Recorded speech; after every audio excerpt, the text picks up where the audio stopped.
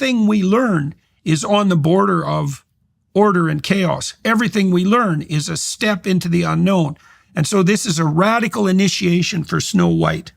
She ran the entire day.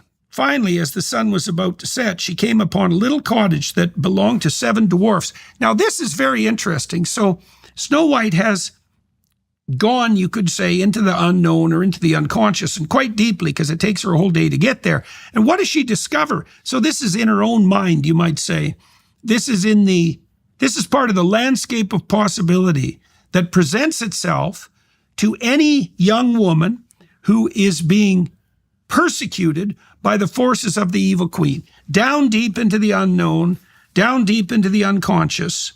Go far enough, you find the home of the dwarfs. Okay, so what are the dwarves here?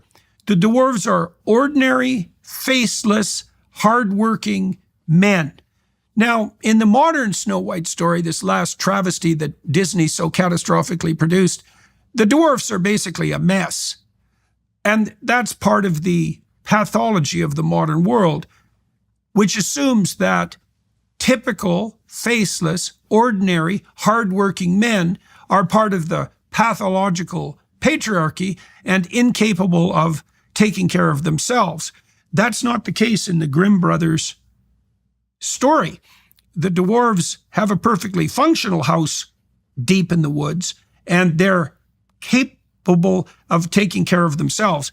In fact, you might think about the dwarves as exactly that. The dwarves are 7 ordinary, hardworking men who've made a place in the forest of the unknown that's safe and secure and functional. And so you could think about the dwarves as indicators, as representatives of the ordinary, functional patriarchy. Now, what's particularly interesting about that, you see, is that Snow White finds respite from the evil queen in the dwelling place of the ordinary man. So what does that mean? Well, it means that one of the things that ordinary men offer young women is protection from the pathology of fertility suppression by toxic older women.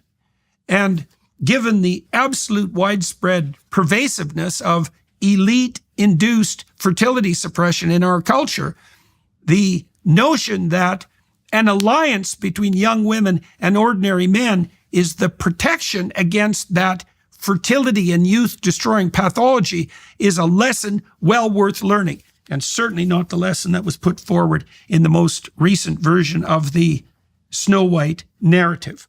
So she ran the entire day. Finally, as the sun was about to set, she came upon a little cottage that belonged to 7 dwarfs. Okay, so that happens at night too, so that's deeper into the unconscious. However, they were not at home, but had gone to the mines.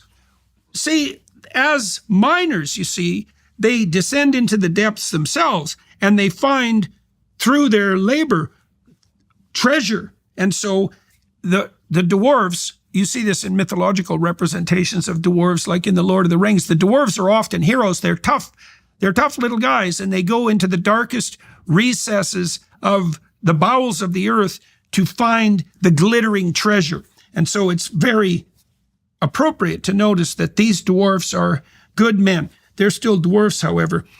They were not at home, but had gone to the mines. Okay, so they're also diligent, conscientious, and hardworking. And that's reinforced by the next line. When little Snow White entered, she found everything tiny, but dainty and neat. Okay, so this is a well-tended place, right? So these are lone men who are capable of taking care of themselves and establishing habitable order. Habitable patriarchal order, cooperative, conscientious, oriented towards the treasure, brave and resolute. There was a little table with a white tablecloth and 7 little plates with 7 tiny spoons, 7 tiny knives and tiny forks, and 7 tiny cups. In a row against the wall stood 7 little beds, recently covered with sheets. So their beds are made too. Take note, all of you who have unmade beds and still are struggling even to be dwarves. Since she was so hungry and thirsty, so now she gets to eat in this place of masculine provision.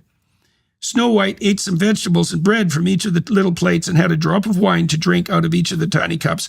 And since she was so tired, she wanted to lay down and sleep.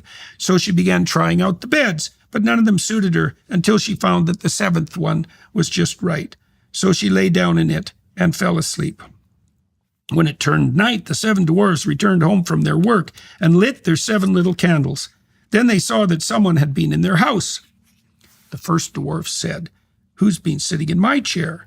"Who's eaten off my plate?" said the second. "Who's eaten some of my bread?" said the third. "My vegetables," said the fourth. "Who's been using my little fork?" said the fifth. "Who's been cutting with my little knife?" said the sixth.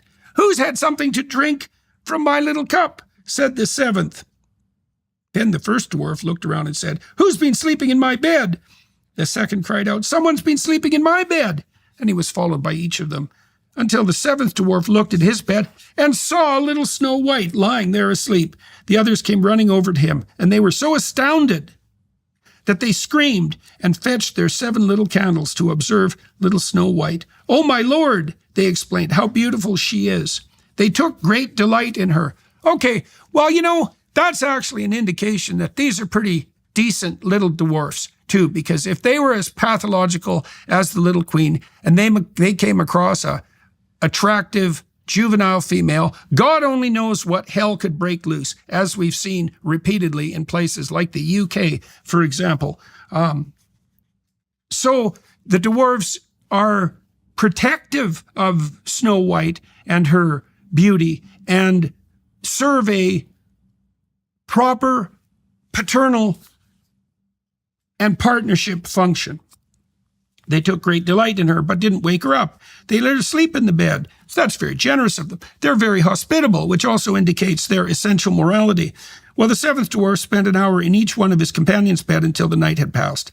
When she awoke, they asked her who she was and how she had managed to come to their cottage. Then she told them how her mother had wanted to have her killed, how the huntsman had spared her life, and how she had run all day until she had eventually arrived at the cottage. Then the dwarfs took pity on her and said, "If you'll keep house for us, cook, sew, make the beds, wash and knit, and if you'll keep everything neat and orderly, you can stay with us, and we'll provide you with everything you need. When we come home in the evening, dinner must be ready. During the day, we're in the mines and dig for gold. You'll be alone. We'll have to watch out for the queen and not let anyone enter the cottage." Okay, so what's the deal here?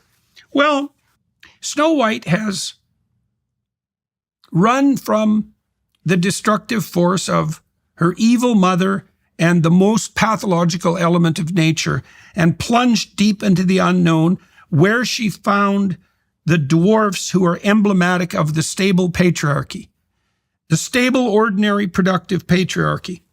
Now, the deal for her is that she has to serve the dwarfs and they'll protect her from the evil queen. So that's a pretty good deal, given that the evil queen wants to eat her lungs and her liver, so is posing a mortal threat.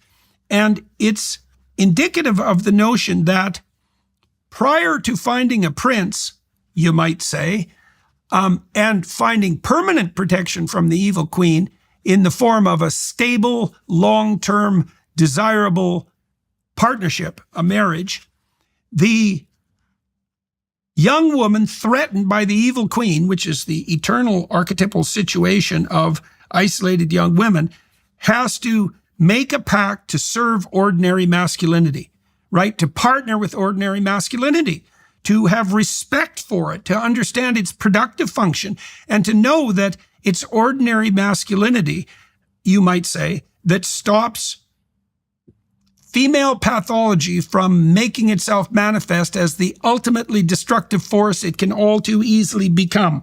Right. So what's the moral of the story as we proceed?